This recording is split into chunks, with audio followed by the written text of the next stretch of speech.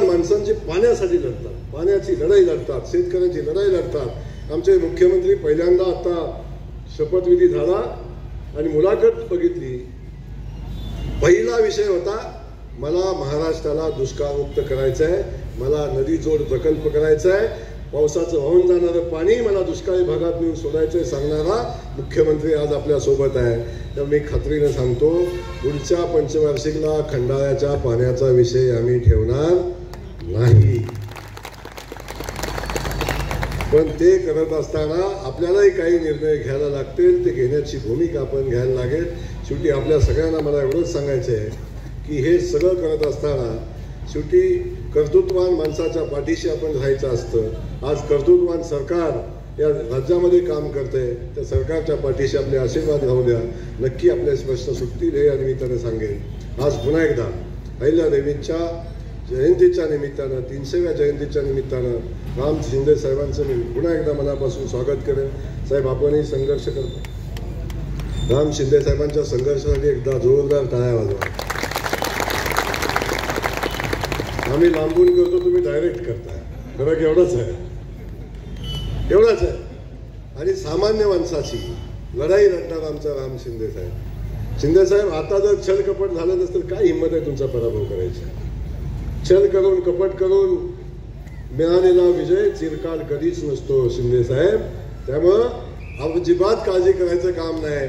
अगदी काही झालं तर देवेंद्र फडणवीस नावाचा वाघ आपल्या पाठीशी आहे आणि जोपर्यंत तो पाठीशी आहे तोपर्यंत काही आपलं कोण काही करू शकत नाही. आजही आमच्या सन्मानानं राज्यातलं सर्वोच्च पद, आजही राज्यातलं सर्वोच्च पद हे राम शिंदे साहेबांच्याकडे आहे. अगदी आमच्या मुख्यमंत्री मोदयांचा आम्ही प्रचंड आदर करतो दोघंही. आमच्यासाठी ते सर्वच आणलंय.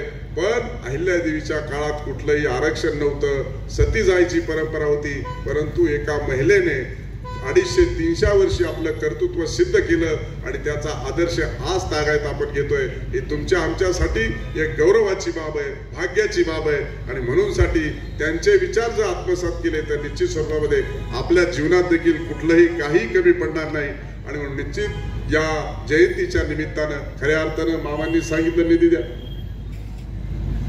मला वाटतं हर्षवर्धननी सांगितलं रेल्वेचं नामकरण करा. मला वाटतं निधी देण्याच्या संदर्भामध्ये आता गोरे साहेबांनी सांगितलं की मी राज्याचा सभापती आहे. मला सुरभीताईंनी सुद्धा सांगितलं होतं की तुमच्याकडे नेमकं कोणतं निवेदन दिल्यानंतर तुम्ही आम्हाला न्याय देऊ शकता.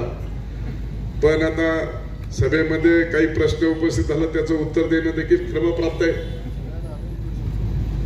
त्यामुळं तुमच्या जिल्ह्याला कधी नव्हे ते 4 मंत्रिपद दिलेत. आपल्या वाट्याला म्हणजे आपल्या जिल्ह्यावर 4 आहेत, बरोबर ना? त्याच्यामुळे त्यांना ते देतीलच, आपला विकास करतीलच. आणि जर त्यांनी नाही ऐकलं तर मी माझ्या दालनात बोलून घेऊन त्यांना सांगेल हे काम करावं लागतं. असं माझं मत आहे, बरोबर आहे. त्याच्यामुळे भागा पुढे बोलायचं काहीच कारण नाही. मंत्री महोदय पुढे सांगतो, जे होत नाही ते माझ्याकडे. तुम्ही म्हणाल काय द्या, तर माझ्याकडे काहीच नाही. पण संविधानाने जसं मंत्री महोदय गोरे साहेबांनी सांगितलंय की संविधानाने माझे अधिकार above to high court, next to governor आणि माननीय मुख्यमंत्री महोदयाचा आदर ठेवून मी बोलत नाही. तो अधिकार त्यांनी घेतला तेव्हा मी काही बोलू शकत नाही. पण हे सर्व तुमच्या आशीर्वादाने, कृपेने आणि जी काही 10-20 वर्ष सेवा केली आणि म्हणून असे प्रसंग येत असतात. असे प्रसंग आल्यानंतर त्या प्रसंगाला तोंड कसं द्यायचं